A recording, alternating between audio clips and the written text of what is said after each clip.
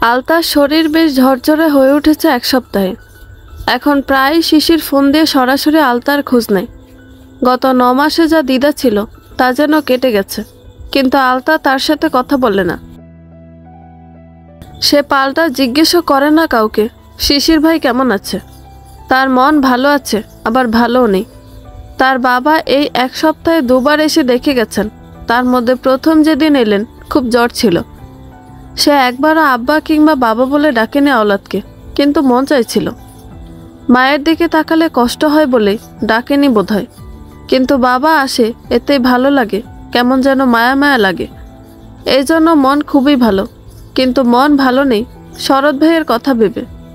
অলিয়াপা নাকি এ সপ্তাহে তাদের বাড়িতে প্রস্তাব পাঠানোর কথা বলেছিল, অথচ শুক্রবার যখন শরৎ ভাই পাঠাবে বলে জানালো তখন অলিয়াপা বলল কোনো দরকার নেই। এরপর কি হলো কেউ জানে না। 2 দিন পর কাল জানালো বিয়ে ঠিক। তার ছেলের পারিবারিক অবস্থা খুবই ভালো। অলিয়াপার কথা শুনে স্তব্ধ হয়ে বসে রইল শরৎ ভাই অনেকটা সময়। তারপর বলল অলিয়াপার সাথে দেখা করবে। বাড়ি থেকে উদ্বাস্ত হয়ে বেরিয়ে গেল। মধ্যরাতে বাড়ি ফিরে চুপচাপ নিজের ঘরে বাতি নিভিয়ে ঘুমিয়ে পড়ল। কত বেলা হলো তবু উঠছে না বিছানা ছেড়ে। আলতা আজ থেকে স্কুলে যাবে বলে ভেবেছিল, কিন্তু বাড়ির থমথমে পরিস্থিতিতে তার আজও স্কুলে যাওয়ার মন রইল না। মামা বাড়ির অবস্থা বুঝে বড় মামিকে বলে গেল আজ যেন শরৎ ভাইকে কেউ কোনো প্রশ্ন না করে। তাই হলো সারাদিন কেউ কিছু বলেনি। দুপুরের দিকে বিছানা ছেড়ে গোসল সেরে নিজে মায়ের কাছে ভাত চাইল শরৎ। তার চোখ মুখ দেখে বিশেষ কিছু মনে হয়নি, তবুও ভেতরে চাপা একটা দুঃখ যে তার আছে তা তো কারো অজানা নয়। শিউলি শুক্রবারই চলে গিয়েছিল, আজ বারবার ফোন করে ভাইয়ের জন্য কাঁদছে। বিয়ের পর শিউলির এত পরিবর্তন যা সবারই চোখে লাগছে। সে আগে এত মা ভাই বা অন্য কারো প্রতি এত মায়া দেখাতো না, কিন্তু আজকাল শুধু মা ভাই নয়, বাড়ি সকলের জন্যই যেন অনেক হচ্ছে। সন্ধ্যার আগ মুহূর্তে শরৎ বাড়ি থেকে বের হলো, তখন জয়তুন গেল শিফার কাছে। সে কাঁদতে কাঁদতে শিফাকে বলল কিছু একটা কর। শিফাও একটু চিন্তিত। কাল রাতে আহসানুল্লাহ খুব অস্থির হয়ে উঠেছিল, ঘুমায়নি অর্ধরাত পর্যন্ত। শিফা খুব করে মাথায় হাত বুলিয়ে দিয়েছে, বারবার আদরে আহ্লাদে জড়িয়ে বারংবার বুঝিয়েছে শরতের জন্য নিশ্চয়ই ভালো কিছু অপেক্ষা করছে। কিন্তু আহসানের মন মানেনি। তার এক ভাবনা, শরৎ ইন্ট্রোভার্ট, সে তার কষ্টগুলো ভেতরে চেপে রাখবে, আর এমনটা করলে কোনো অঘটন হওয়া অসম্ভব কিছু নয়। শরৎ যখন বাড়ি ফিরল তখন যেন আহসানুল্লাহর মনে যন্ত্রণা শিথিল হলো। সে স্বস্তি পেল ভাতিজাটাকে ফিরতে দেখে। তাই আজ আহসানুল্লাহ বাড়ি ফিরতেই শিফা বলল একটু কথা বলে দেখবেন। মাত্রই দোকান থেকে ফিরে হাত মুখ ধুয়ে এসেছে আহসানুল্লাহ। গামছায় হাত মুছতে মুছতে শিফার কথাটা শুনল। সে বুঝতে পেরেছে শিফা কি বলছে, কিন্তু জবাব দিল না। শিফা উদ্গ্রীব কণ্ঠে আবার বলল ভয় পাই ভাবি শরৎকে নিয়ে।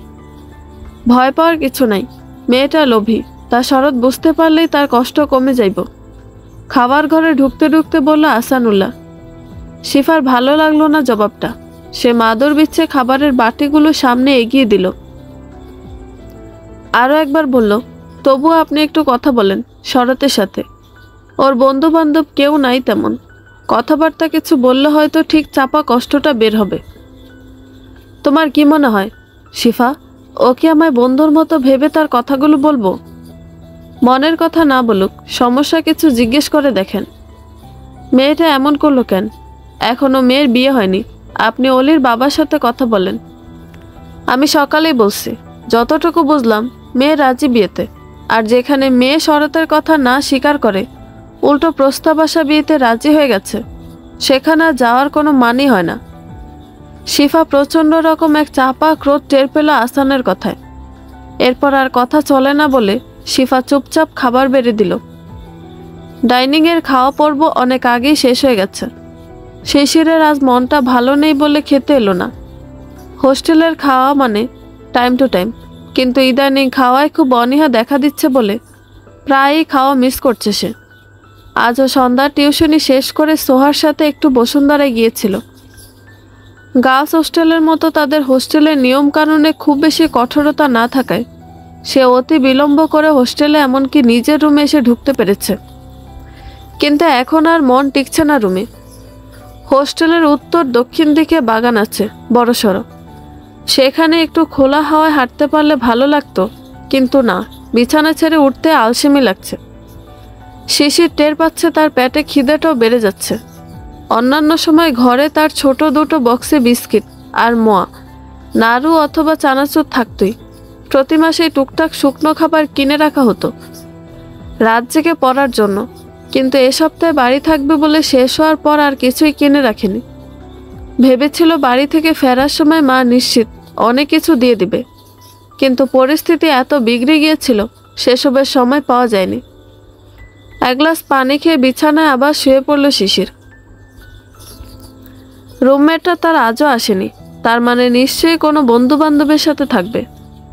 প্রায়ই এমন করে ছেলেটা, মাসে 10-12 দিন বিভিন্ন ফেস্টিভ্যাল অকেশন এটা ওটা চক্কর লেগেই থাকে। এটা অবশ্য ছেলেটার রেজাল্ট কখনো খারাপ হতে দেখেনি শিশির। কি করে পারে কে জানে। এলোমেলো ভাবনা ভাবতে ভাবতে একসময় ঘুমিয়ে পড়ল সে। সকালে ঘুমটা আবার খিদের জন্যই খুব ভোরে ভেঙে গেল। হলের পিছন দিকে বড় বড় দুটো জারুল গাছ আছে, সেখানে বসেই বোধহয় একটা কাক তার স্বরে কা কা করেই যাচ্ছে। শিশির দুর্বল পায়ে বিছানা ছেড়ে বাথরুমের দিকে গেল। সকাল হতেই লাইন পড়ে গেছে বাথরুমের জন্য। পেটে খিদে এবং প্রকৃতির চাপ দুটোতে মিলেমিশে তার খুব বাজে অবস্থা। মেজাজ বিগড়ে যাচ্ছে। একবার মনে হচ্ছে ভেতরের মানুষটাকে টেনে বের করে সে ঢুকে পড়ুক, আবার মনে হচ্ছে দাঁড়িয়ে থাকা জায়গাতেই কাজ ছাড়ুক। কি বিতিকিচ্ছিরি একটা কাণ্ড এই সকাল সকাল। চোখ মুখ যখন লাল হয়ে যাওয়ার উপক্রম, ঠিক তখন বেরিয়ে এসেছে ভেতরের মানুষটি। শিশির শুনতে পেল পেছন থেকে কেউ একজন বলছে, শিশির একটু পরে যাও, আমার জরুরি। না, শিশির আর শোনেনি। সে দ্রুত বাথরুমে ঢুকে দরজা বন্ধ করে দিল। মিনিট 7 সময় পার করে যখন শিশির বের হলো, তখন সে ডেকে ওঠা মানুষটির অবস্থা খুব করুণ, কিন্তু শিশিরেরই বা কি করার ছিল। সরি ভাইয়া, আমারও জরুরি অবস্থা ছিল, আজ আর স্কুল কামাই দেওয়ার কারণ নেই। সবেমাত্র 10ম শ্রেণীতে উঠেছে, বই নতুন না হলেও পড়া ঠিকই নতুন আছে। সকালের নাস্তা সেরে আলতা যখন স্কুলের পোশাক পরছিল, তখন শিফা ডাকলো আলতাকে। নকশি আরও আগেই টিউশনিতে গেছে। মামি ডাকছিলা কি? তোরে কতবার বলছি শুদ্ধ করে কথা বলবি। তুমিও তো অশুদ্ধ শুদ্ধ মিলিয়ে কথা বলো, বলে মুখ বাঁকালো আলতা। আমরা বলি বলে তুইও বলবি? একদম দিব মার। তোরা উন্নত পড়াশোনা করিস, সব উন্নত থাকবে, আমাদের সাথে জোড়া দিবি কেন? আলতার নকশির কথার ফাঁকে দেখলো শরৎ বের হচ্ছে তাদের ঘর থেকে। মুখটা পাংশুটে, বিবর্ণ লাগছে। মাথার চুলগুলো আজ অগোছালো, আর এমন অগোছালো শরৎকে আগে কেউ দেখেনি। শরৎ বরাবরই পরিপাটি ধরনের মানুষ, যে নিজেকে না শুধু তার আশপাশটাও গুছিয়ে রাখে। আলতার খারাপ লাগছে এই শরৎ ভাইকে দেখে। শিফা শরৎকে ডেকে জিজ্ঞেস করলো নাস্তা করেছে কিনা। সে বলল দোকানেই বসে করবে। জয়তুন আজ খুব সকালেই বাপের বাড়ি গেছে। কে যেন বলেছে কোনো কবিরাজ মেয়ের মন বশ করার তাবিজ দেয়, আর সেও বিশ্বাস করে চলে গেছে সেদিকে। আলতা কিছু সময় পর আবার জিজ্ঞেস করলো, মামি ডাকলে কেন, বললা না? হ্যাঁ শোন, তোর একা স্কুলে যাওয়া লাগবে না, তোর মামা যাবে দোকানে একটু পর, তার সাথেই যাবি। মামা নিয়ে যাবে? উচ্ছ্বসিত হলো আলতা। তার মানসিক অবস্থা এখনও ঠিক হয়নি। সে নিজেও একা যেতে চাচ্ছিল না বলে মাকে বলেছিল। নকশি নিতে আসবে বলেও গেছে, কিন্তু মামা নিয়ে যাবে শুনে একটু বেশি যেন স্বস্তি পেল আলতা।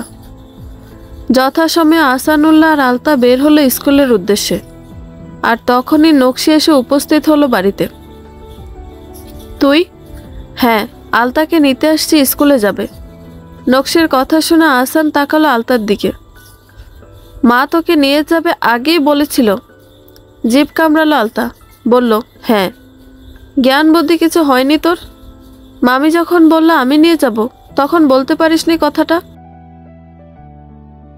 তাহলে তো ফোন করে অন্তত বলে দিতাম নকশিকে, উল্টো পথে আসিস না, আমি পৌঁছে দেব। শান্ত স্বরে রাগ দেখালো আসানুল্লাহ। আলতা মায়ের সাথে স্কুলে পৌঁছলো। ক্লাসে ঢুকতে ক্লাসের প্রায় বেশিরভাগ মেয়ে সহপাঠীরা এসে তাকে ঘিরে ধরল। কেউ কেউ তার হাত দেখে আটকে উঠল। কালশিটের চিহ্ন এখনো স্পষ্ট ফর্সা হাতের কবজিতে। সবাই তার শরীরের খোঁজ নিল, বেশি কৌতূহলী হয়ে রইল তার সাথে ঘটেছিল কি তা জানতে। এরই মাঝে ঘন্টা পড়ে যাওয়া সবাই নিজ নিজ আসনে চলে গেল। আলতা লক্ষ্য করেছে ক্লাসের প্রায় সবাই তার কাছে এসে খোঁজ নিল, একমাত্র অতসী তার জায়গা থেকে একটুও নড়েনি। এমনকি দূর থেকেও একবার জিজ্ঞেস করেনি, আলতা কেমন আছিস? তবে আর চোখে তাকে দেখেছে কয়েকবার। আলতা আজ বসেছে একদম প্রথম বেঞ্চে, আর অতসী পেছনে। প্রথম দুটো ক্লাস উসখুস করতে করতে শেষ করে তৃতীয় ক্লাস আর বসা হলো না। অতসীর পাশে বসা মেয়েটাকে একটু বলে কয়ে নিজের সিটে পাঠিয়ে আলতা এসে বসলো তার পাশে। কি হয়েছে তোর? আলতার প্রশ্নে চোখ তুলে তাকালো অতসী। তার মুখ দেখে বোঝা যাচ্ছে ভীষণ রকম খারাপ লাগছে তার। অতসী চুপ বলে আলতা আবার জিজ্ঞেস করলো, আমার সাথে কথা বলবি না? তুই বলবি আমার সাথে?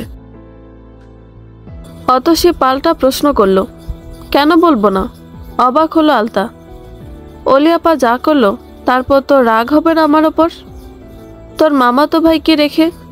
আলতা থামিয়ে দিল অতসীকে। অলি আপা আর শরৎ ভাইয়ের প্রেম কবে থেকে? আলতার প্রশ্নে অতসী বিস্ময়ে তাকালো। আলতা আবারও একই প্রশ্ন করলো। অতসী বলল, গত বছর থেকে। তোর আর আমার বন্ধুত্ব কবে থেকে? ক্লাস 6 থেকে। কিন্তু কিন্তু কি আবার? আমি আর তুই তাদের দিয়ে পরিচিত না। আর অলি আপা কী করছে, কেন করছে, তাও আমি জানি না।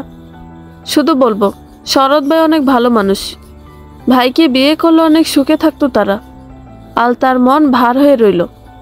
ক্লাসে শিক্ষক এসে গেছে বলে এর বেশি আর কথা হয়নি। কিন্তু টিফিনের ফাঁকে দুই বান্ধবীতে ঢের কথা হলো। তারই মাঝে অতসী বলল, অলি আপার যে প্রস্তাব আসছে সে ছেলের নিজের গাড়ি আছে, আবার দোতলা বাড়িও আছে রাজশাহীতে। দেখতে ভালোই, কিন্তু শরৎ ভাইয়ের মতো অত সুন্দর আর লম্বা চওড়া না। অলি আপা শুধু গাড়ির লোভে শরৎ ভাইকে ঠকালো। কথাটা শুনে চমকে গেল আলতা। অলি আপার বিয়েটা কি তার আব্বা জেদ করায় ওই পাত্রের সাথে হচ্ছে না? অতসীর সহজ স্বীকারোক্তি, জ্যাঠা তো কোনো জেদই ধরে নেই। প্রস্তাব আসছে, পাত্রপাত্রী দেখাদেখি করে দুপক্ষেরই পছন্দ হয়, কথা আগাইছে। অলি আপা তো শরৎ ভাইয়ের সাথে প্রেম আছে কিনা সেটা জিজ্ঞেস করায় মিথ্যা বলছে। শরৎ ভাই নাকি তার পিছে ঘুরে, সে পাত্তা দেয়নি। অতসীর কথা শোনা জমে গেল আলতা। সে জানে পেছনের দিনগুলোতে শান্ত সরল শরৎ ভাই কি পরিমাণ হাস্যমুখ আর কিছুটা চঞ্চল হয়েছিল। সবটাই তো প্রেমের কারণে। আর অলি আপার কি খারাপ লাগে না শরৎ ভাইয়ের জন্য? আলতার নিজেরই মনটা খারাপ হয়ে গেল সব শুনে। সে তার এইটুকুনি বয়সেই 3 রকমের ভালোবাসা দেখে ফেলল।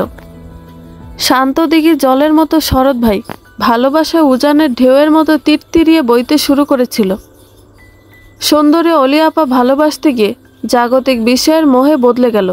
আর শাওন তাকে ভালোবাসে বলে জোর করে অত্যাচার করতে চাইল। তাকে সেদিন বিয়ে বাড়িতে কোন এক বাচ্চাকে দিয়ে তাকে ডেকে আনলো। বাচ্চাটাও তো মিথ্যে বলল তাকে। মামা ডাকছে তাকে। এটা শুনেই সে প্যান্ডেল থেকে বাড়ির দিকে যাচ্ছিল। তারপর কেউ হঠাৎ পেছন থেকে মুখ চেপে বাড়ির পেছনে টেনে নিল। এরপর একে একে হাত পা আর মুখটাও বেঁধে দিল। খোলা চোখ দুটো দিয়ে সে শুধু দেখল শাওনের মুখটা। তার পেছনে আরও কেউ আছে বোঝা যাচ্ছিল, কিন্তু তাদের মুখ দেখতে পায়নি সে।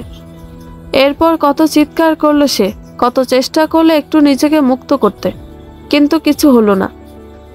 শুধু কানে এলো শাওনের কণ্ঠস্বর, তোকে ভালোবাসি আমি, কিন্তু শিশির কুত্তার জন্য তোর কাছেও ঘেঁষতে পারবো না।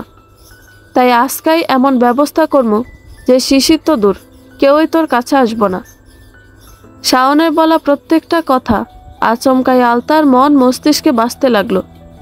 কি বীভৎস ছিল সেই ক্ষণ। মনে হয়েছিল এই শেষ, আর কখনো সে মাকে দেখবে না, আর মামার কাছে ফিরে আসা হবে না। আলতার ফর্সা মুখ লালচে হয়ে এলো, তার চোখে জল টলমল। অতসী খেয়াল করলো আলতার চেহারার পরিবর্তন।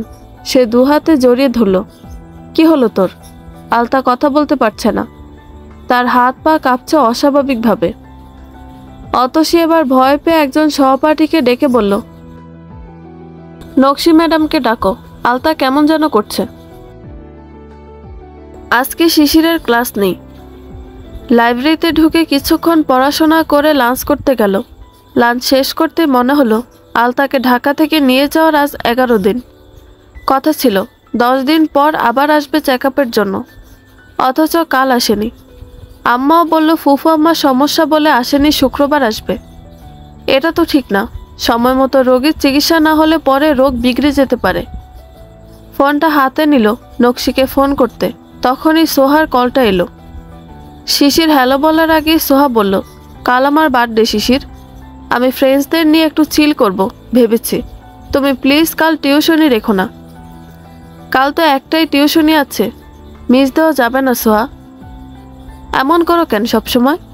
আমার সব ফ্রেন্ড আমার মন রাখার চেষ্টা করে, একমাত্র তুমিই সবসময় এড়িয়ে যাও। ইচ্ছে করে এড়াই না, আমার কাছে বন্ধুরা খুব গুরুত্বপূর্ণ, কিন্তু কালকে টিউশনিটাও মিস দেওয়া যাবে না। আচ্ছা ঠিক আছে, তোমার টিউশনি কয়টায়? সন্ধ্যে 7টায়। ওকে দেন। কি? ঠিক 4টায় বসুন্ধরায় থাকবে। সন্ধ্যে 7টায় অনুর গাড়িতে করে তোমাকে টিউশনিতে ছেড়ে আসা হবে, আর কিচ্ছু শুনবো না। খুব জেদ মাখা গলায় কথাটা বলে সোয়া ফোন কেটে দিল। শিশিরের হাসি পেল, এই মেয়েটা সব কিছুতেই বাড়াবাড়ি করে। শিশির নকশিকে ফোন দিল আরও কিছুক্ষণ পরে, কিন্তু ফোন তুলল না কেউ। রাতে নকশি নিজেই ফোন করে বলল কাল সে আলতাকে নিয়ে ঢাকায় আসছে ডাক্তার দেখাতে। শিশিরকে একটু থাকতে পারবে বিকেলে? শিশির জানালো সে থাকবে। মন ভাঙা যন্ত্রণাকে দাঁতে দাঁত চেপে সহ্য করা যায় বোধহয়। ইন্ট্রোভার্ট চরিত্রের মানুষগুলো পারে দুঃখগুলোকে খুব করে চেপে যেতে। শরৎ পারছে, সে ভেঙে পড়েনি। অলির সাথে সরাসরি কথা বলেছে, অথচ একটাবারও অনুনয় করেনি। অলি চোখে চোখ রেখে কোনো জবাব দিতে পারেনি, শুধু মাথা নত করে মিথ্যে কিছু কথা বলেছে। আফসোস নেই শরতের এ নিয়ে, যার সুখ যেখানে মনে হয় সেখানেই যাক, তার বলার কিছু নেই। সে কোনো 19-20 বছরের পাগলা প্রেমিকও নয় যে প্রেমিকার জন্য দুনিয়ায় তোলপাড় করবে। সত্যিকার অর্থেই সে ভালোবেসেছিল। সময় লাগবে, তবুও নিজেকে ঠিক বুঝিয়ে নেবে। জীবন কারোর জন্য থেমে থাকবে না। প্রকৃতির নিয়মে সব চলমান, কোথাও কেউ স্থবির হয়ে নেই। সামনে এগিয়ে চলার নামই তো জীবন, সেও এগিয়ে যাবে। আলতার অবস্থা স্কুলে যাওয়ার পর যেভাবে খারাপ হলো, তাতে সবার মনে ভয় ঢুকে গেছে। মেয়েটা কি আর স্বাভাবিক হবে না? নকশি একাই যেতে চেয়েছিল আজ আলতাকে নিয়ে হাসপাতালে। শরৎ নিজ গরজে বলেছে সেও যাবে। আসানুল্লাহ শুনে বলল এটাই ভালো হবে। আওলাদকেও জানানো উচিত ছিল হয়তো, কিন্তু তার স্ত্রী নাকি বাড়িতে খুব ঝামেলা করছে, এ অবস্থায় না জানানো ঠিক হবে না। শরৎ চাইছে যাক, ভাবি কি বলেন? জয়তন সামনেই ছিল, সে বলল যাক, সমস্যা নেই আমার। হ্যাঁ, মন মর্জি ভালো না, তাই নিয়ে আমার চিন্তা। এই জন্যই সে যাক, বাড়ির বাইরে, এলাকার বাইরে গেলেই ভালো হবে তার। শিফা বলল কথাটা। নকশি বলছিল লাগবে না কাউকে সাথে, তাদের জন্য বারবার কাজকর্ম ফেলে দৌড়ালে কি করে চলবে। আসানুল্লাহ বা শরৎ কেউই শুনল না। ঠিক ভোরে উঠে রওনা দিল তারা 3 জন। অত ভোরে গিয়ে টিকিট কেটে ট্রেনের অপেক্ষা করা সময়ের ব্যাপার। আজকে ডাক্তার দেখিয়ে রাতের মধ্যে ফিরে আসবে এমনটা ইচ্ছে নকশির। এতে অবশ্য ধকলটা বেশি হবে, তবুও চাকরি ফেলে 2-4 দিন করে সময় গেলে তার চলবে না। তাই খুব ভোরেই তারা বাস স্ট্যান্ডে গেল। বেশি সময় বসতে হলো না তাদের, ঠিক 6টার বাস পেয়ে গেল তারা। বাস ছাড়ার 15 কি মিনিট 20 বাদে ফোন দিল শিশির। সে ফজরের নামাজের পর আর হলে ছিল না। ফুটপাত ধরে হাঁটতে হাঁটতে নকশিকে ফোন দিয়ে জেনে নিল তারা রওনা হয়েছে কিনা। শিশির ফোন রাখতেই কল দিল আওলাদ। সে মেয়ের খবর জানার উদ্দেশ্যেই ফোন করেছিল, কিন্তু যখন জানতে পারল নকশি ঢাকা যাচ্ছে, তখন বোধহয় তার একটু খারাপ লাগলো। কণ্ঠস্বর শুনে মনে হলো কষ্টে বুঝি তার গলা ধরে এসেছে। 2 দিন আগেও খোঁজ নিয়েছিল আওলাদ, তখন জানতে চেয়েছিল আলতাকে নিয়ে ডাক্তারের কাছে কবে যাবে? নকশি জবাবে বলেছে, ছুটির দিন ছাড়া সম্ভব নয়, অথচ আজ বুধবার, আজই তারা শহরে যাচ্ছে আলতাকে নিয়ে। বলতে নেই, আওলাদ মেয়ে আর স্ত্রীকে ফিরিয়ে নেওয়ার জন্য বাড়িতে অনেক রকম ব্যবস্থাই করছে। প্রথমত, তার দ্বিতীয় স্ত্রীকে সে সরাসরি বলেছে সে নকশির খবর পেয়েছে এবং তাদের একটি সন্তানও আছে। সে তার স্ত্রী সন্তানকে নিয়ে আসবে, কিন্তু সেই মহিলা খেকিয়ে উঠেছিলেন এই বলে, কোনো মহিলার আমি বাড়ি উঠাইতে দিব না। আর এতদিন পরে কোন মাইয়া পয়দা হয়েছে আমনের? কে জানে কোন ভাতারের লগে হইয়া ওই মাইয়া পয়দা করছে। আমনের মাইয়া কইলেই হইব। আওলাদ এ কথার পর স্ত্রীকে খুব মেরেছিল। আলতা যে তার মেয়ে সে বিষয়ে কোনো প্রকার সন্দেহের অবকাশ নেই। আলতার মুখ দেখলে শুধু গায়ের রংটাই তার মাকেও ছাড়িয়ে গেছে। নকশি সাদা সুন্দর, কিন্তু আলতার গায়ের রঙে ফর্সার মধ্যে হালকা একটা গোলাপি আভা ছড়ানো। চোখ দুটো তার কালো না হয় হ্যাজাল কিংবা নীলচে হলে হয়তো তাকে মিশরীয় কন্যা বলে চালিয়ে দেওয়া যেত। কিন্তু আলতার নাক, ঠোঁট, চিবুক কিছুই তো বাবার চেয়ে ভিন্ন হয়নি। আওলাদ শ্যামবর্ণ হলেও তার চেহারায় চমৎকার এক জৌলুস আছে। 40-এর ঊর্ধ্ব বয়সে এসো। সে কেন তার বন্ধু কাশেম তো আলতাকে দেখেই বলেছিল এই মেয়ে তার, তাতে সন্দেহ নেই। আর নকশিও মেয়ে হিসেবে সৎ, তা আওলাদ বিয়ের পরেই বুঝেছে। একদিনই এমন মার মেরেছে আওলাদ তার দ্বিতীয় স্ত্রীকে। তারপর সে মহিলা ভুল করেও বলেনি কিছু নকশি আর আলতাকে নিয়ে। বাড়িতে নিজের ভাগের দুটো বড় বড় ঘর আওলাদের। তার একটাতেই দুটো ঘর আর একটা বারান্দা নিয়ে থাকে সে। এক ঘরে 2 ছেলে, অন্য ঘরে তারা স্বামী স্ত্রী থাকে। বারান্দার ঘরে খাওয়া দাওয়া চলে।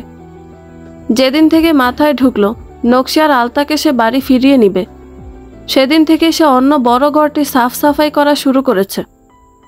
সেখানে 2টো ঘর আর একটি খোলা বারান্দা আছে। আওলাদ ভাবছে খোলা বারান্দাটাকে সে দেয়াল টেনে দরজা জানালা লাগাবে।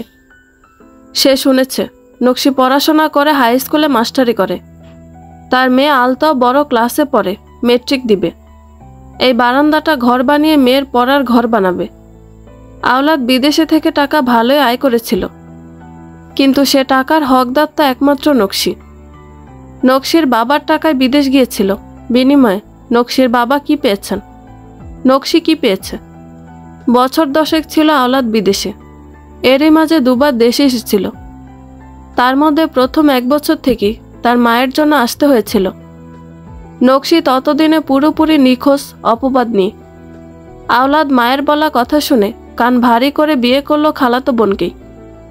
খালা আর মায়ের কুচক্রী অভিযান সম্পন্ন হলো। জন্ম হলো প্রথম ছেলের। আওলাদ তখন পুনরায় বিদেশে পাড়ি জমিয়েছিল। তারপর আবার এলো দেশে তার মায়ের মৃত্যুর আগে।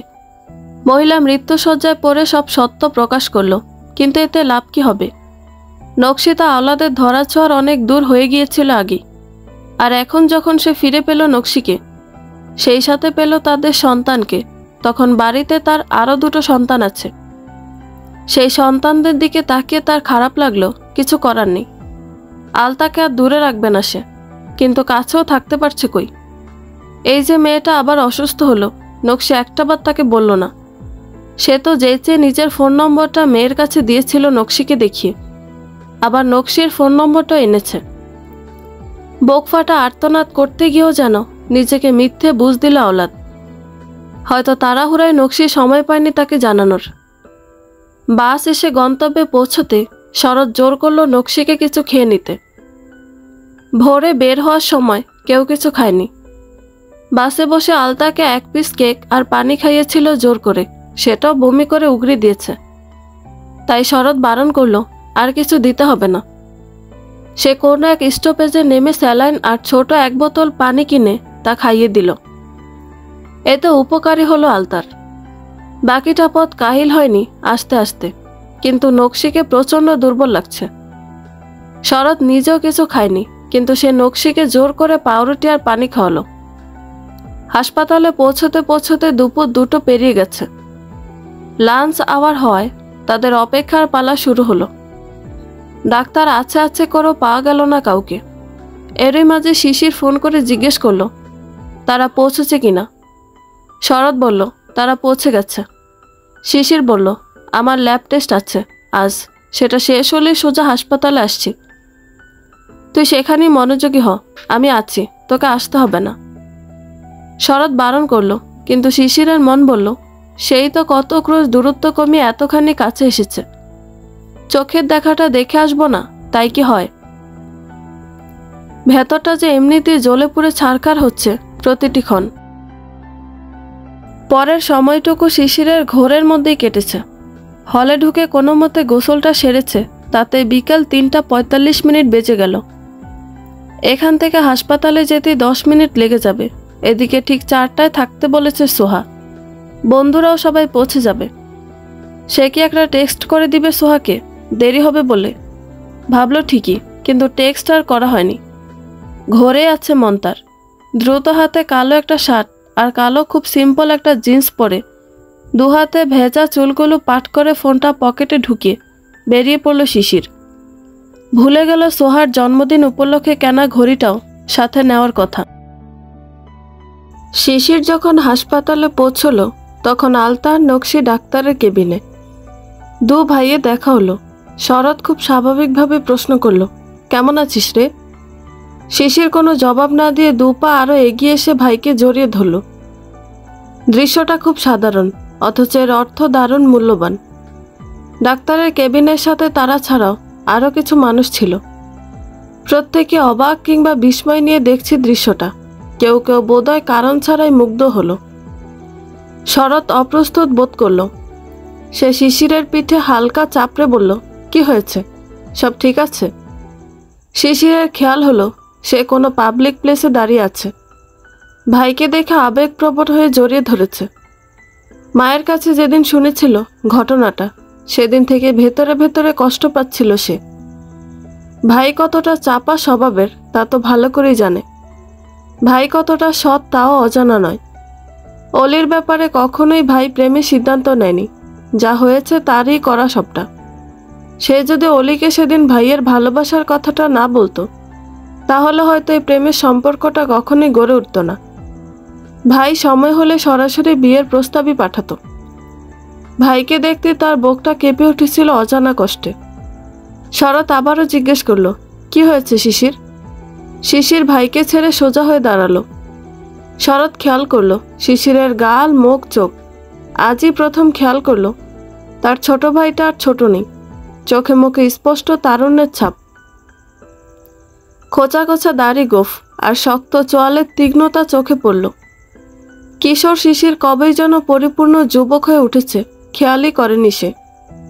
শিশির ক্ষীণস্বরে বলল, মাফ করে দাও ভাই, আমি বুঝতে পারিনি। অলি। ওরে তুই এমন বলছিস কেন?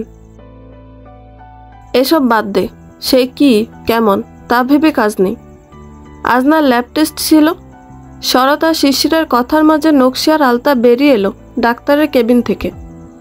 উদ্গ্রীব হয়ে শরৎ, শিশির দুজনই জানতে চাইল, কি বলল ডাক্তার? নকশি বলল, 2টো টেস্ট দিয়েছে আর তার মানসিক অবস্থার উন্নতির জন্য মানসিক ডাক্তার দেখানোর পরামর্শ দিলেন। একজন ডাক্তারের নামও আর কোন ব্লকে বসেন সব লিখিয়ে দিয়েছে এখানে। বলেই নকশি প্রেসক্রিপশনের কাগজটা এগিয়ে দিল। শিশিরই নিয়ে দেখল কাগজটা। কায়সার হামিদ নামটা পড়তেই শিশিরের মনে হলো পরিচিত নাম, কিন্তু কে মনে করতে পারল না। এদিকে সময় হয়েছে ততক্ষণে 4:45। শিশিরের ফোন বেজে উঠল তাদের কথার মাঝে। সে ফোন সাইলেন্ট করে রাখতে গেলেই শরৎ বলল, তুলে কথা বলে নে। শিশিরও রিসিভ করলো। ওপাশ থেকে অনু গালি দিয়ে বলল, শালা, তুমি কোন চাঁদের দেশে থাকো? যখনই কোনো আয়োজন হয় তখনই লেট করো, কোন দুঃখে? তোমার রঙিলা রূপবান কি অন্য ব্যাটার লগে ভাগছে? ফোনের স্পিকার লাউড না থাকলেও ভলিউম ভালোই উঁচু ছিল। শিশিরের পাশে শরৎ দাঁড়ানো, এবং শরৎ কিছু শুনল কিনা ভেবেই খক খক করে শুকনো গলায় কেসে উঠল শিশির। তার এখানে আসার পর অনেকগুলোই বন্ধু জুটেছে। তার মধ্যে 2জন মেয়েও আছে, সোহা আর অনু। সোহা খুব রাগী হলো, মুখের ভাষায় যথেষ্ট শ্লীলতা আছে তার, কিন্তু অনু এ ব্যাপারে ছেলেদেরও হার মানায়। শিশির কি জবাব দেবে তা খুঁজতেই কিছু সময় পার করে দিল। এরই মাঝে অনুর ফোন হাত বদল হয়ে সোহার হাতে গেল। সোহা বলল, ইচ্ছে করে আসোনি তাই না? না সোহা, আসলে ফুফু আম্মারা এসেছেন হাসপাতালে, তাই আমি সেখানে এসেছি। ও, তোমার সে কাজিনকে নিয়ে? সাবলীলভাবেই প্রশ্ন করল সোহা। হ্যাঁ, তোমরা সেলিব্রেট করো, আমি অন্য আরেকদিন জয়েন করব। কোন হাসপাতালে আছো? শিশির বুঝতে পারল এই মেয়ে শুনবে না কথা। সে হাসপাতালের নাম বলতে সোহা কল কেটে দিল। শিশির খেয়াল করল না তার কথা বলার পুরোটা সময় একজোড়া চোখ তাকে কত অসহায়ত্বের সাথে দেখছিল। সে টেরই পেল না একজনের চোখে অভিমান, আর মনের ভেতর সোহা নামটা কি পরিমাণ যে উচ্চারিত হয়েছে বজ্রঘাতের মতো। শরৎ ব্লক নাম্বার ট্র্যাক করে নকশি বলল, আলতার টেস্ট দুটো কোথায় করাতে হবে? তারা সেদিকে যাবে বলে শিশিরকে বলল, তুই চলে যা। কোনো অনুষ্ঠান বোধহয়, পরে যাব ভাই। সোহার জন্মদিন উপলক্ষে ট্রিট দিতে চাচ্ছিল সে, পরে একসময় গিফট করে দেব কিছু। তার কি দরকার, বন্ধুরা অপেক্ষা করছে, তুই যা। আমাদের আর তেমন কাজ নেই, তবে পরের কাজটা তোর। আজকে টেস্ট করিয়ে চলে যাচ্ছি আমরা, রিপোর্ট হয়তো 2-1 দিনে দিবে, তখন তুই এসে কালেক্ট করিয়ে রিপোর্ট দেখিয়ে জেনে যাবি সমস্যাটা। শরৎ বোঝাতে চাইল শিশিরকে এখন সে চলে যাক। শিশির নাছর বান্দা, সে গেল না, বরং আর চোখে আলতাকে দেখতে থাকলো। আলতার টেস্ট করা শেষ হওয়ার আগেই সোহা আবার কল দিয়ে জিজ্ঞেস করলো, কোন দিকে আছো? শিশির বুঝলো সোহা এসেছে, তাই সে বলল লোকেশন। সোহা আর অনু এসে উপস্থিত হলো শিশিরের সামনে। প্রথমে অনুই কথা বলল, কি রে শালা, পূর্ণিমার চাঁদ, তোরে তো আমি ভাঙা হারিকেন দিয়া খুঁজি আজকাল। কথাটা বলতে বলতে অনু ধাক্কা খেলো শিশিরের বিপরীতে দাঁড়ানো শরতের সাথে। চোখ মুখ কুঁচকে ধাক্কা খাওয়া মানুষটিকে এক পলক দেখে অনু অনুতপ্ত তো হয়নি, বরং বিরক্তির স্বরে বলল, ও কি মনু, চোখে দেখো না, নাকি মাইয়া দেখা চোখ চাঁদে পাঠাইছো? সোহার শিশির দুজনই হকচকিয়ে গেছে অনুর আচরণে আর শরৎকে দেখে। সোহা মুখ চেপে ধরল অনুর, সাথে সাথে ক্ষমাও চাইল। সরি, ভুল হয়েছে, ও খেয়াল করেনি, প্লিজ ঝামেলা করবেন না। শিশিরা অনুকে ধমকে উঠল, মাথা খারাপ হয়ে গেছে অনু, সব জায়গায় এমন আচরণ ঠিক না, ভাই মাফ করে দাও, ও একটু অন্যরকম স্বভাবের। শরতের মুখে ভাই শব্দটা শুনে সোহা অনু দুজনেরই যেন একটু লজ্জা লাগলো। আর শরৎ কঠিন চোখে তাকালো একবার অনুর দিকে। পা থেকে মাথা অবধি তার উচ্ছৃঙ্খলতার ছাপ। কালো ক্যাটস, ফাটা জিন্স, স্লিভলেস টপ, তার ওপর স্লিভলেস শর্ট কোটি, চুলগুলো উঁচু করে খোপা, চোখে মোটা কাজল। কাজলটা বোধহয় মাত্রাতিরিক্ত মোটা। প্রচণ্ড রকম বিরক্ত বোধ হলো তার, কিন্তু রাগ হলো না। মেয়েটার ঠোঁটে ডার্ক পার্পল লিপস্টিক দেখে তার কিছুটা হাসিও পেল। বাম্পায়ার মুভির কিছু নায়িকা এমনই লিপস্টিক লাগায়, কিন্তু তাদের ড্রেস আপ এতটা হাস্যকর লাগেনি শরতের। সে খুব কমই দেখেছে ইংলিশ মুভি, তবু মেয়েটাকে আজব প্রাণী বই অন্য কিছু মনে হচ্ছে না তার। শরতের মুখ দেখে কেউ কিছু ঠাওর করতে পারছে না সে রেগেছে কি বিরক্ত হয়েছে। তবু অনু নিজের ভুল বুঝে সরি বলল শরৎকে। তারপর শিশিরই ছোট করে পরিচয় করিয়ে দিল ভাই আর 2 বান্ধবীকে। আরও অনেকটা সময় চুপচাপ দাঁড়িয়ে থেকে সোহা বলল, শিশির যাবে না? তাদের অন্য বন্ধুরাও ফোন দিচ্ছে বারংবার। তা বুঝতে পেরে শরৎ বলল, তুই চলে যা, হয়ে যাচ্ছে, আর একটু পর আমরাও রওনা হব। শরতের কথার মিনিট খানেক পরে আলতাকে নিয়ে নকশি এলো। টেস্ট করা হয়ে গেছে। ছোট দুটো কাগজ নকশি শিশিরকে এগিয়ে দিল। রিপোর্ট কাল দুপুরে দিবে, তুমি সময় করে এসে নিয়ে যাও। আচ্ছা ফুফু আম্মা। শিশির এইটুকু বলে আবার সোহার অনুকে পরিচয় করিয়ে দিল ফুফু আর ফুফুর মেয়ের সাথে। আলতা শুধু চুপচাপ চেয়ে রইল সোহার দিকে। এই সেই মেয়েটা, সেদিন দূর থেকে যতটা চমৎকার লেগেছিল, আজ সামনে থেকে তার চেয়েও দ্বিগুণ সুন্দর লাগছে মেয়েটাকে। মনে মনে আবারও হিংসা করলো আলতা, মেয়েটা এত সুন্দর কেন। দুপুরে খাওয়া হয়নি কারোই। শরৎ খাওয়ার জন্য নকশিকে বলতে যাচ্ছিল, তখনই সোহা আবদার করলো তাদের সাথে খেয়ে যেতে, পরে না হয় অনুর গাড়িতে করে তাদের বাস স্ট্যান্ডে ছেড়ে আসবে। শরৎ বক্র চোখে একবার দেখল অনুকে, পরক্ষণই বলল, না, তারা এদিকে হালকা কিছু খেয়ে বেরিয়ে পড়বে। সোহা জোর করল। শিশুরা একবার বলল, কিন্তু নকশি আর আলতা কেউ রাজি হলো না। আলতা শুধু ভাবলো যত তাড়াতাড়ি সম্ভব সে এই শহর ছেড়ে যাবে। এই শহরের বাতাসটাও তার বিষাক্ত লাগছে খুব। তার কারণে আরও দ্রুত চলে যেতে হলো তাদের। যাওয়ার সময় অনু একবার খুবই বিনয়ী স্বরে শরৎকে বলল তার গাড়িতে করে বাস স্ট্যান্ড পৌঁছে দেবে। শরৎ হাসি মুখে না করে দিল। চট করে কখনো একটা মানুষকে ভালোবাসা যায় না, আবার হুট করে কাউকে ভুলেও যাওয়া যায় না। প্রত্যেকটা জিনিসই প্রকৃতিগতভাবে একটা নির্দিষ্ট সময় থাকে। আলতাকে নিয়ে যেদিন হাসপাতালে গিয়েছিল শরৎ আর নকশি, সেদিনই হঠাৎ করে আকদ হলো অলির। ঘটনাটা প্রথমে চাপা ছিল গ্রামে। আকদের খবরটা অলির আত্মীয় স্বজনেরও অনেকে জানত না। ভীষণভাবে গোপনীয়তা বজায় রেখে তবেই সম্পন্ন হয়েছিল কাজটা। আর সবটাই ছিল অলির অতি চালাক বাবার কারসাজি। অলি একটু আপত্তি তুলেছিল, কারণ পাত্রের সাথে এখনও তার ঠিকমতো দেখা সাক্ষাৎ হয়নি। কিন্তু অলির বাবা চিন্তা ছিল অন্যরকম। মেয়ের বিয়ে ঠিক হয়েছে সবে, আর তখনই কানে এলো মেয়ে এলাকায় একজনের সাথে প্রেমের সম্পর্কে জড়িয়েছে। মেয়ে এখন মুখে যতই বলুক সে প্রেম করেনি, সত্যিটা তো এলাকার অনেকেই জানে। আর আহসানুল্লাহ মাস্টারও একদিন দুজন মুরব্বি নিয়ে এসে উপস্থিত হয়েছিল। তার প্রস্তাব সরাসরি ফেলে দেওয়ার মতো নয় বলে সেদিন কথা কাটিয়েছে, বাড়িতে আলোচনা করে জানাবে। কিন্তু এই আলোচনার ধারে কাছেও যেতে চায় না সে। শরৎ নিঃসন্দেহে ভালো, যোগ্য ছেলে, কিন্তু ভালো ধুয়ে কি পানি খাবে? কোথায় সে গাড়িওয়ালা, মস্ত বাড়িওয়ালা ছেলে, আর কোথায় শরৎ, মুদি দোকানি। শরতের ব্যবসা ভালো চলে, ঘরে অভাব নেই, কিন্তু ব্যবসা সবসময় ভালো চলবে তার কি নিশ্চয়তা? এমন আরও অসংখ্য যুক্তি নিজে নিজে দাঁড় করিয়ে লোকটা চুপি চুপি আকটটাই করিয়ে দিল। কে যেন বলেছিল শরৎ ভোর রাতে নকশিদের সাথে ঢাকা গিয়েছে, আর সেই কারণে অলির বাবা অনেক রকম চালাকি করে ঘটকের সাথে কথা বলে একটু উল্টো চাল দিল। ব্যাস, এতে সন্ধ্যার পর অলির আকটটা হয়ে গেল। তবে এসব বিয়ে শাদী, প্রেম ভালোবাসা বেশিক্ষণ চাপা থাকে না। অলির বিয়ের কথা চাপা রইল না। পরের দিন সকালেই শরৎ দোকান খুলতে গিয়ে ঘটনাটা শুনল। কিছুক্ষণ থম ধরে বসে রইল এক জায়গায়, তারপর আবার নতুন উদ্যমে কাজে মন দিল। দিন রাত তার কাটে দোকানে ব্যস্ত থেকে। আগে তার আর আহসানুল্লাহর দোকান বন্ধ হতো রাত 9টায়। এখন বাজারে সকল দোকান বন্ধ হবারও 1 ঘন্টা পর বন্ধ হয় শরতের দোকান। গ্রাম অঞ্চলে রাত 11টা মানে কারো কারো জন্য মধ্যরাত পায়। শরৎ সেই রাতেই বাড়ি ফিরে। বাজার ছেড়ে কাঁচামাটির পথ, দুপাশে কিছু অংশে বাঁশের ঝাড়, তো কিছু অংশ জুড়ে ক্ষেত, খোলা মাঠ, তারপর কয়েকটা বাড়ি, আবার ক্ষেত, ঝোপ, বিভিন্ন গাছগাছালি। তারপরে শুরু তাদের পাড়া। নিকষ অন্ধকারে হুতুমের ডাক, ঝিঝির ডাক, আরও কত কি ডাকে। কোনো কিছুই কানে যায় না তার। চোখের সামনে হঠাৎ হঠাৎ শিয়ালও এসে পড়ে, পাত্তা দেয় না সে।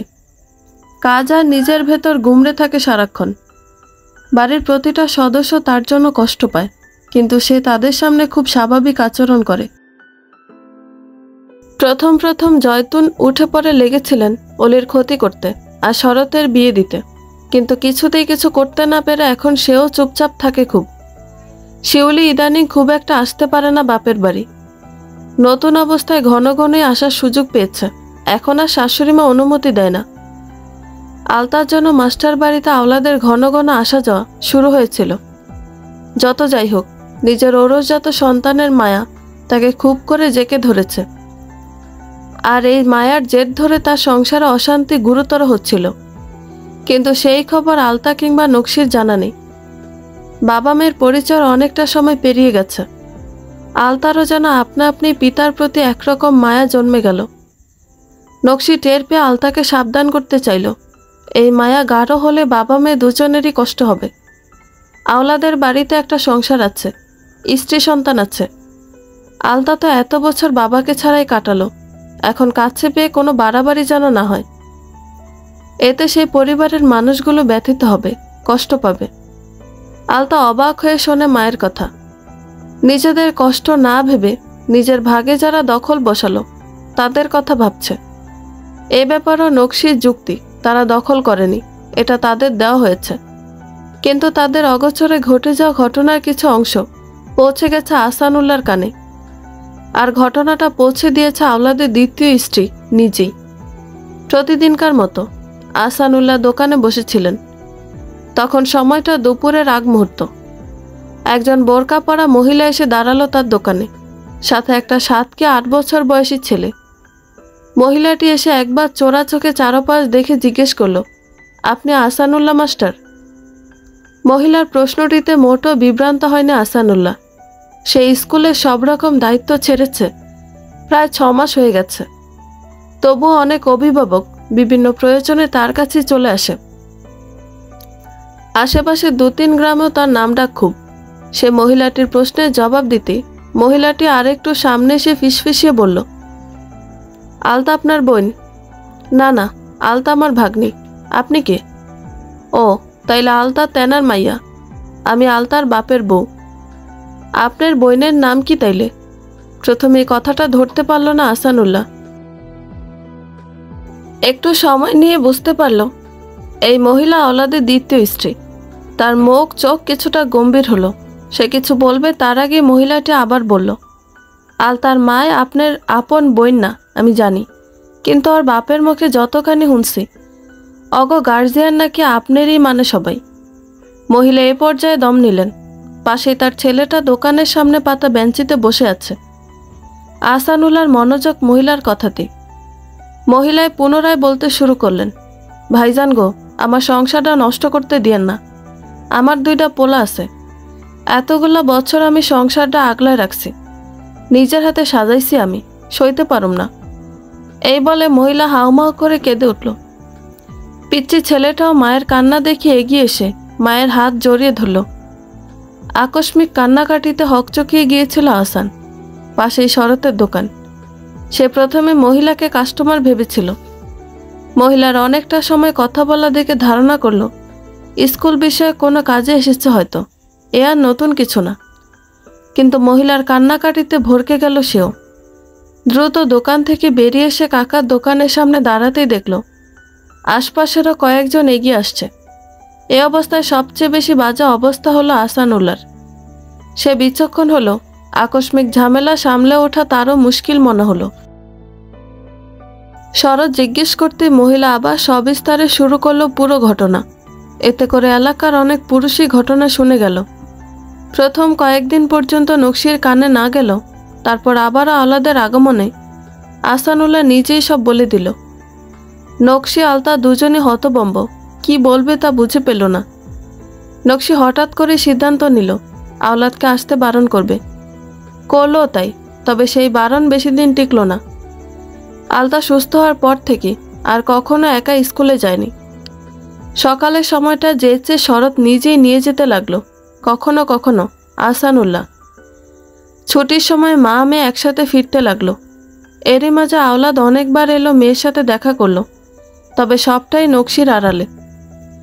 জোর জবরদস্তি মেয়েকে কিছু কিছু টাকাও দিয়ে গেল। শরৎ একদিন বারণ করেছিল, পরবর্তীতে তার মনে হলো দরকার নেই। সন্তানের জন্য বাবার নিশ্চয়ই কষ্ট হয় খুব। আহসানুল্লাহ জানল কথাটা এবং তারপরেই শেষ মুহূর্তে নিজ থেকে একটা কথা বলে বসলো আওলাদকে। সময়টা শীতের শেষ দিকে। আলতার টেস্ট পরীক্ষার প্রস্তুতি চলছিল। আলতাকে নিয়ে স্কুলে যাওয়ার পথে আওলাদকে দেখল। আলতার সাথে কয়েক মিনিট কথা বলতে দিল আহসানুল্লাহ। আলতা যখন বাবার মামার কাছে বিদায় নিয়ে স্কুলে ঢুকে গেল, তখন আহসানুল্লাহ বলল, তোমার সাথে আমার কিছু কথা আছে আওলাদ। কন আহসান ভাই। তোমার আর নকশির সম্পর্কটা সম্পর্কের মতো নয়। নামমাত্র একটা কাগজ ছাড়া কিছুই নেই তোমাদের মাঝে, তা সবাই জানি। আমি ঠিক করেছি নকশির বিয়ে দেব। বাজারের দিকে চলতে চলতে কথা বলছিল আহসানুল্লাহ, তার পাশে পাশে চলছিল আওলাদ। নকশির বিয়ে দেব কথাটা কানে ঢুকতেই পা থেমে গেল আওলাদের। সে করুণ চোখে তাকালো আহসানুল্লাহর দিকে। তারপরে অসহায়ের মতো গলার স্বর নরম করে বলল, আহসান ভাই, আমি যদি তাগরে আমার লগে নিতে চাই, কোনো রকমের কষ্ট দিব না ভাই। আহসানুল্লাহ বিচক্ষণ এবং বুদ্ধিমান লোক। সে জানে এখন যদি আওলাদ তার স্ত্রীর আগমন এবং তার কাছে বলে যাওয়া কথাগুলো জানে, তবে অশিক্ষিত বোকা লোকটা অন্য 8-10টা বোকা পুরুষের মতোই, হয়তো বাড়ি গিয়ে স্ত্রীকে পেটাবে অথবা গালিগালাজ করে নিজের মতো করে মানিয়ে নিতে চাইবে। কিন্তু এই মানিয়ে নেওয়ার পর কি নকশির সেখানে সুখ হবে? আর সবচেয়ে বড় কথা হলো, নকশি কি চায়? এত বছরের না থাকা সম্পর্কটাতে সে আদৌ ফিরতে চাইবে কিনা কে জানে। আর সে কারণে আহসানুল্লাহ এখানে এই নির্জন পথেই কথাটা তুলেছে, নিজের মতো করে আলাদকে একটা বুঝ দিতে এবং নিজেও আলাদের মনোভাব বুঝে নিতে। তার ধারণা স্পষ্ট হয়নি, তাই সে বলল, তুমি তাদের কষ্ট দিবে না তা কি করে মানি আওলাদ? নকশি আমাকে শুধু মুখে ভাই বলে না, মন থেকেই মানে। আমিও তাকে আমার বোন ভেবে অভিভাবকের মতো আগলে রেখেছি। আজ প্রায় 16 বছর হতে চলল। যখন তোমাকে তার পাশে দরকার ছিল তখন তুমি মাথা উঁচু করতে পারোনি। তোমার মায়ের মুখ তুমি চেষ্টা করলে আগে আটকাতে পারতে, তুমি করনি। থাক সেসব অতীত, কিন্তু এখন ঘরে তোমার স্ত্রী, সন্তানেরা আছে। 2 সংসার একসাথে রাখতে গেলে হাড়িতে ঠোকাঠুকি তো লাগবেই, এর বেশিও কিছু হতে পারে। তাই আমার মনে হয় তোমার বিচ্ছেদ এবার সম্পূর্ণরূপে হওয়া উচিত। নকশিকে আমি নিশ্চয়ই যোগ্য কারো হাতেই দেব। আজকাল 32-33 বছর বয়সী নারীর জন্য ভালো পাত্র পাওয়া মুশকিল নয়। পথ ফুরিয়ে গেছে। আওলাদার আহসানুল্লাহ এসে দাঁড়িয়েছে দোকানের সামনে। আহসানুল্লাহ পকেট থেকে চাবি বের করে দোকান খুলতে খুলতে আর চোখে একবার দেখল আওলাদকে। তার মুখের অভিব্যক্তি কেমন তা বোঝার চেষ্টা করলো, কিন্তু কিছুই বোঝা গেল না। আওলাদ আর বেশি সময় না নিয়ে চলে গেল। আহসানের কথার জবাব বাকি রয়ে গেল সেদিন। এরপর সময় করে একটু আলাদা করে বসলো আহসান। তার সাথে উপস্থিত ছিল বাড়ির নারী সদস্য শিফা আর জয়তুনও। আহসান একই রকম কথা বলল নকশিকেও, আর এই কথাতেই যুক্ত করল নকশির বিয়ের কথাটা। নকশি শুরুতে আটকে উঠেছে বিয়ের নামে। সে এক মুহূর্ত ব্যয় না করে বলে দিল, মেয়েকে অসহায় করে সে নিজের জীবনে কিছুতেই আর রং ঢালতে পারবে না।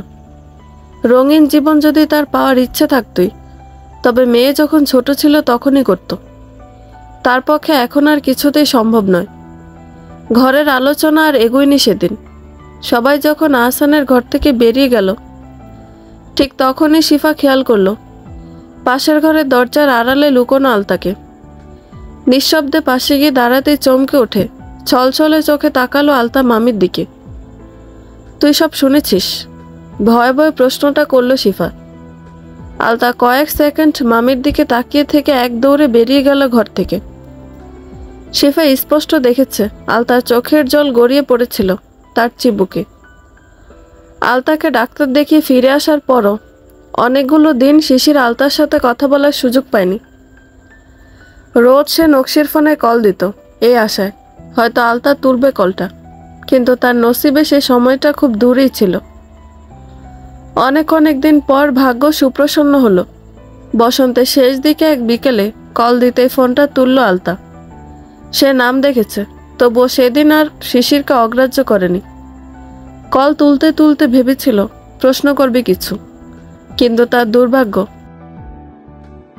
সে হ্যালো বলার সাথে সাথে শিশিরে প্রশ্ন করলো অনেকগুলো, যার কিছু উত্তর দিল আলতা, আর কিছু উত্তর বুকের ভেতর জমাট করে বরফ করে রাখলো। কোনায় খাখা রোদ্দুরে তপ্ত দুপুরে বের করে তা গলিয়ে নেবে আত্মপ্রশান্তির প্রয়োজন পড়লে। শিশিরের সেদিন প্রথম প্রশ্নই ছিল, আমাকে কেন অবহেলা করছিস বলতো? ঘুম ভাঙলেই চোখে ভাসে পদ্মরঙা মুখটা। পদ্মা দিঘিতে থাকে সে পদ্মকন্যা, যার পা দুটো আলতায় রঙিন। হাতের কড়ায় ছুটির দিনে রিনিঝিনি করে কাচের গাছি গাছি চুরি।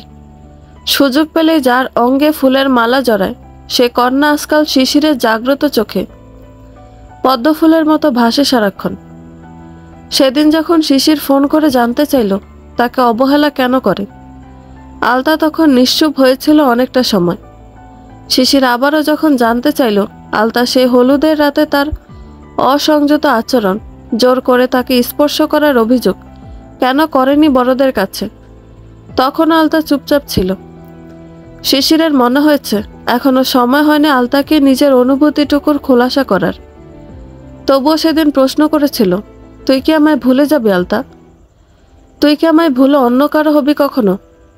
আমি তবে মরেই যাব, মনে রাখিস। তুই কি আমায় একটু ভালোবাসবে আলতা? কিশোরী মেয়ে ভালোবাসার মানে কতটুকু বোঝে? আলতা কি বুঝেছিল সেদিন শিশির তা জানে না। শুধু মনে পড়ে আলতা সেদিন মুখের ওপর একটা জবাব দিয়েছিল, না। একটু ব্যথিত হয়নি শিশির এই উত্তরে। তার মনে হয়েছিল এই উত্তর অভিমানী। এই একটা শব্দের পেছনে লুকিয়ে আছে অসংখ্য শব্দ, বাক্য আর অগণিত অনুভূতি।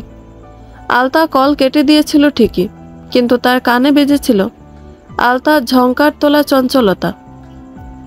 আজ সকালে ঘুম থেকে ওঠা অনেকটা সময় বিছানায় গড়াগড়ি করতে করতে শিশির কল্পনা করছিল আলতাকে নিয়ে। এইতে একটুখানি ছিল আলতা আর শিশির তাকে কোলে তুলে তার কানের কাছে মুখ নিয়ে বলতো, তোর কারণে আমার আদর কমে গেছে, তোরে আমি গাংপার ফেলে আসব। তুই অনেক ফর্সা না, গাংপারে রোদে পুড়ে কালো কুসকুসে হয়ে গেলে বাড়ি আনবো, আর কেউ তোকে আদর করবে না। কখনো কখনো বলতো, তোকে আমি বেচে দিব পদ্মদিঘির মেলায়, তারপর সেই টাকায় কটকটি কিনে খাবো। সকালটা কেটে গেছে মিটিমিটি হাসিতে। রুমমেট ছেলেটা একবার নিজের বিছানা থেকে শিশিরকে দেখে জিজ্ঞেস করেছিল, প্রেম টেম করছো নাকি সোহার সাথে? এই প্রশ্নটা নতুন নয়, আরও অনেকেই শিশিরকে একই প্রশ্ন করেছে বহুবার। তার হাসিটা আরও বিস্তৃত করে সে জানতে চাইল, ভাইয়া আপনারা সবাই সোহাকে নিয়ে এমনটা কেন ভাবেন? ছেলেটিও বেশ হাসি হাসি মুখে বলল, সোহা মেয়েটা খুবই শান্ত স্বভাবের, তাকে যারা চেনে সবাই জানে এই মেয়েটা ভার্সিটির কোনো ছেলের সাথে খুব একটা মেশে না, অথচ তোমার সাথে সময় পেলে গল্প আড্ডা এমনকি কোথাও ঘুরতে যাওয়ার প্ল্যান করলে তোমাকে থাকতে হয় তার সাথে। এতে করে বুঝতে পারছো নিশ্চয়ই সবার ধারণা অযৌক্তিক নয় তোমাদের নিয়ে। বুঝলাম ভাইয়া, সবার এই ধারণাটা ভুল, আমার জীবনে সোহা নয় অন্য কেউ। শিশির কথাটা বলতেই ছেলেটি বলে উঠল, আর সোহার জীবনে? চমকে গেল শিশির। তবে কি সোহা তাকে নিয়ে অন্য কিছু ভাবে? টেস্ট পরীক্ষার পর আবার একটা পরীক্ষা নিচ্ছেন শিক্ষকরা, বলা যায় এটা প্রস্তুতিমূলক পরীক্ষা। বোর্ড পরীক্ষার আর মাত্রই কিছুদিন বাকি, সেই সাথে বিদায় অনুষ্ঠান। আলতা এবছরে প্রায় অর্ধেকটা সময় স্কুলে যেতেই পারেনি অসুস্থতার জন্য। শেষ দিকে এসে শরতের কড়া কথা, ধমক, এসবের পর বাধ্য হয়ে তাকে স্কুলে যেতে হয়েছিল। মায়ের বিয়ে নিয়ে মন খারাপ করবে সেই সুযোগটাও শরৎ তাকে দেয়নি। ওদিকে শিশিরের সাথে ফোনে কথা হওয়ার পর থেকে যেন তাদের মধ্যকার সম্পর্ক খুব স্বাভাবিক হয়ে উঠেছে, অনেকটা আগের মতো। শিশির নিয়ম করে তাকে সাজেশন পাঠায়, ভিডিও কলে বিভিন্ন পড়া চেক করে, আবার বুঝিয়েও দেয়। শিশিরের নিজেরই একজন পরীক্ষার্থী স্টুডেন্ট আছে, আর সেই সুবাদে আলতার পড়াশোনার ব্যাপারটা তার জন্য সামলে নেওয়া খুব সহজ হয়ে গেছে। মোট কথা, আলতার আজকাল রাগ হয় খুব। শিশির ভিডিও কল করলেই সে দেখার জন্য চোখ তোলে, কিন্তু শিশির হুটহাট ধমকে বলবে, নজর শুধু পড়ায় থাকবে। আলতাও তাই করে, কিন্তু পরক্ষণেই তার মনে হয় শিশির তাকিয়ে দেখছে তাকে। ধরাও পড়েছে শিশির কয়েকবার আলতার দিকে নজর দেওয়া অবস্থায়, কিন্তু মোটেও আলতাকে কিছু বলার সুযোগ দেয়নি। বাড়িতে কারো কাছে অস্বাভাবিক লাগে না শিশিরের এমন ফোন কল আর আলতাকে পড়ানো নিয়ে। শুধু শিফা হাসে খুব। সে মাঝে মধ্যে ছেলের সঙ্গে কথা বলতে গিয়ে মস্করাও করে ফেলে, এ যেন খুব সহজ ব্যাপার। কিন্তু শিশির লজ্জা পায় মায়ের আচরণে। মা তার সাথে প্রেমিকা নিয়ে ঠাট্টা করে। শিশির বোঝে মা আলতাকে ইঙ্গিত করে, কিন্তু এখনো মাকে খোলাখুলি সবটা বলার সাহস হয় না, সংকোচ হয় খুব। ছোট থেকে তো এতটা ফ্রি ছিল না। শহুরে অভিভাবকদের মতো মা কিংবা বাবা কারো সাথে তার কথাবার্তা বন্ধুত্বপূর্ণ ছিল না কোনোদিন। বাবার আদর এবং কথাবার্তায় বরাবরই বন্ধুত্ব ছিল, কিন্তু তার পক্ষ থেকে একটা সূক্ষ্ম দেয়াল ছিল, তাই এখন চাইলেও সে বলতে পারছে না। আলতাকেও সে সরাসরি ভালোবাসি কথাটা বলেনি, আর এখন বলতে চাইছেও না। সামনে আলতার বোর্ড পরীক্ষা, এখন তোমরা এসব নিয়ে আলোচনা করবে না। উঠোনের এক কোণে বসে শিফার মাথায় তেল দিয়ে দিচ্ছিল জয়তুন। তখনই দুই যা মিলে গল্পে গল্পে নকশির কথা তুলে আফসোস করছিল। বাড়িতে এই মুহূর্তে শিফার জয়তুন ছাড়া কেউই ছিল না। আহসানুল্লাহ কোন এক প্রয়োজনে দোকান বন্ধ করে বাড়ি ফিরেছিলেন। তখনই টিনের গেট ঠেলে ভেতরে ঢুকতে ঢুকতে শুনতে পেলেন শিফা বলছে, ভাবি আমরাই সবাই মিলে চলেন, রাজি করাই নকশিরে। তার ভবিষ্যৎ এখনো পড়ে আছে সামনে। অল্প বয়সে বিয়ে শাদী করে বাচ্চা জন্ম দিল, আবার স্বামীর ঘরও হারালো। একা একা বাঁচা তো মুশকিল, তবু আলতা মেয়ে না হয়ে একটা ছেলে হলে কথা ছিল। জয়তুনা শিফার কথায় তাল মেলালো। ঠিকই কইছস তুই, এমনি তো চারপাশে পুরুষরা গিল্লা খাইতে চায় ওরে।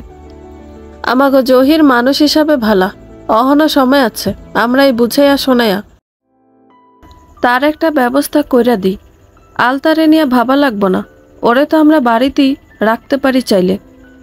জয়তনের কথার অর্থ স্পষ্ট ছিল না, কিন্তু শিফা খুশি মনে তাই স্পষ্ট করতেই বোধহয় আরেকটু বলল, হ্যাঁ আলতারে নিয়ে চিন্তা তো আরো আগেই শেষ হয়ে গেছে, এখন শুধু সময় হওয়ার অপেক্ষা। আওলাদ ভাইয়ের সাথে তালাকটা ঠিকঠাক হলেই নকশির বিয়া নিয়ে ভাবা যায়। আহসানুল্লাহ তার বাড়ির এই দুই নারীর সব কথাটা শুনেই সে বাধা দিল। আর যেন এসব কথা না শোনা যায় অন্তত আলতার পরীক্ষা অবধি। আওলাদ অনেক ছোটাছুটি করলো নকশির বাপের বাড়ি, বাপ ভাই সবার কাছে গেল।